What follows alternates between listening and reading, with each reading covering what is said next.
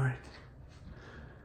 Welcome to day 5 of post loose skin surgery. I had the hip to hip up the middle and liposuction.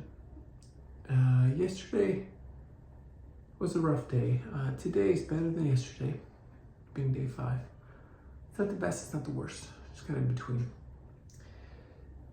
It seems to be healing well. I've opened it up twice now and it seems to be progressing, but I'm not in a position where I can like open it and feel comfortable standing up. I have to be laying down, and I've unfortunately got this little bit of a rash that's developing on my legs, and it looks like it's underneath my area here. There's no moisture, but it seems like the rash is causing some itch, which I think is like, oh, it's itching, it's healing. It's like, no, it's probably itching because it's a rash.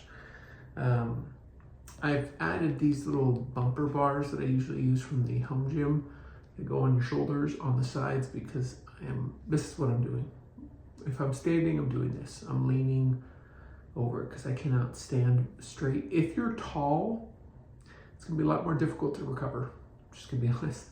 If you have a long torso, it feels like I had a longer torso and they shortened it, and I'm taller, and because I'm leaning, this is the highest that this walker will go. I'm at that like lean that is just unbearable for my back. It's like, I feel like my back is causing me more pain at times than my stomach area.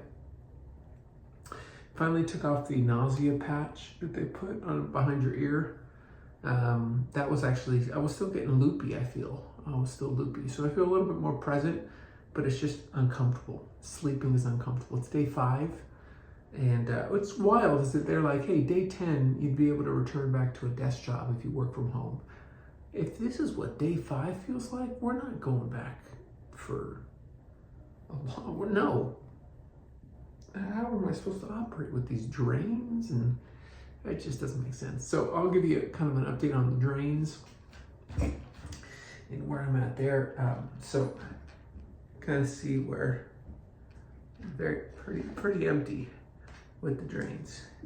So I'm hoping that this is so minimal that my appointment on Monday will put them in a position to say, hey, we can take them out. The less I have wonky on me, the better. I think it's gonna be about 4 weeks until this binder can come off. So I'm gonna be wearing this binder for the next month, or 3 weeks at this point. But you know when you're wearing socks for a long period of time and you just can't wait to get the socks off because they're causing little indents in your foot. And then when you finally take the sock off, it just feels so good because you're like, okay, I'm free of that. Like, oh, it feels so much better. After a long, hard day at work, your shoes on, you take them off, it's like, it feels better. I realized this entire time I've had a toilet paper roll right here. Oh, I'm using obliques, and it's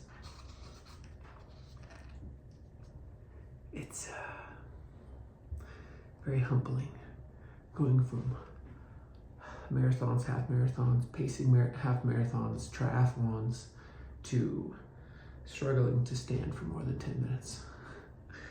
And I know I'm gonna lose muscle mass, I'm gonna lose fitness, I'm gonna step back, and that sucks, but yeah, I know it'll come, but yeah, Okay. yeah. Okay.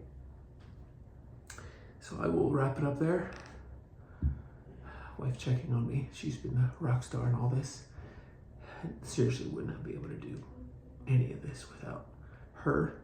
And just in general, if you're looking to have surgery, you have to have someone that's going to support you and be right there with you. You're not going to be able to do it by yourself. Just straight up and down. You're just not. So we'll talk to you on day 6.